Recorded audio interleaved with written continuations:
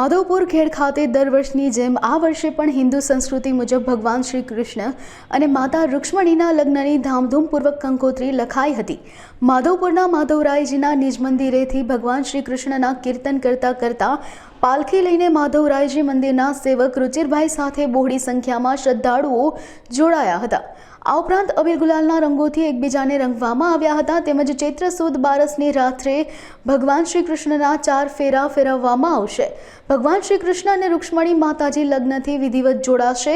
ભગવાનના લગ્ન દરમિયાન 5 દિવસ સુધી ભાતીગઢ લોકમેળાનું આયોજન કરવામાં આવશે। મારું નામ સુધીરભાઈ નિમાવત, રૂક્ષ્મણી મંદિરના મહાન શ્રી ફાગણવદ એકમના દિવસે આજે ભગવાન કૃષ્ણ ભગવાન અને રૂક્ષ્મણીજીના લગ્ન લખવામાં આવે છે। જગતગુરુ રામાનુચાર્ય અને વલ્ભાચાર્યની સાક્ષીમાં લગ્ન લખાય છે। વલ્ભાચાર્ય છે એ કૃષ્ણના ઉપાસક અને જગતગુરુ રામાનુજ છે એ રામના ઉપાસક, એ બે સાથે મળી અને કૃષ્ણનો પ્રચાર કરેલ।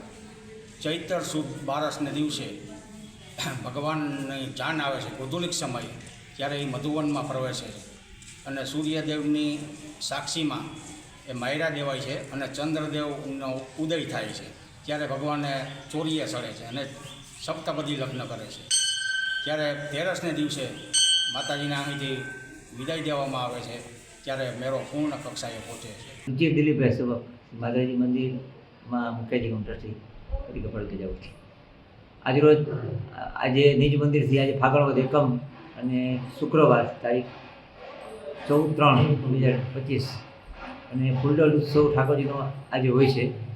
એટલે સવારે ઠાકોરજીને ઉત્સવ હોય, ડોળ ઉત્સવ નિજ મંદિરમાં હોય અને અત્યારે બપોરે 4 કલાકે ઠાકોરજી નિજ મંદિરથી અહીંયા મધુવનમાં ઠાકોરજી અત્યારે કીર્તન કરતાં ઠાકોરજી વધારે અને ત્યાં પછી માધવપુરના બધા વૈષ્ણવજનો અને બહાર ગામથી આવતા વૈષ્ણવજનો ઠાકોરજીનો જે ફૂલડોળ ત્યાં જે કદમમાં ઉઠી છે જે હોય બાંધ્યો હોય એને ફૂલડોળનો ઠાકોરજીને ઝુલાવવાનો લાભ બધા વૈષ્ણવો લે છે અને ત્યાં કીર્તન થાય। પછી ત્યાંથી ઠાકોરજી પાછા ભગવાનનું જે રૂક્ષ્મણીજીનું માવતર એટલે કન્યા પક્ષ ત્યાં ઠાકોરજીને ભરાવે, ત્યાં કીર્તન થાય, ત્યાં શુકરની કંકોત્રી જ્યાં લખવામાં જે ઠાકોરજીનો લગ્નોત્સવ હમણાં ચૈત્ર માસમાં આવે એટલે એમની શુકરની કંકોત્રી ત્યાં લખાય। ત્યાંથી પછી ઠાકોરજી પાછા ત્યાં ગામમાં વધારે કીર્તન થાય, અહીંયા ઠાકોરજી નિજ મંદિરે બધા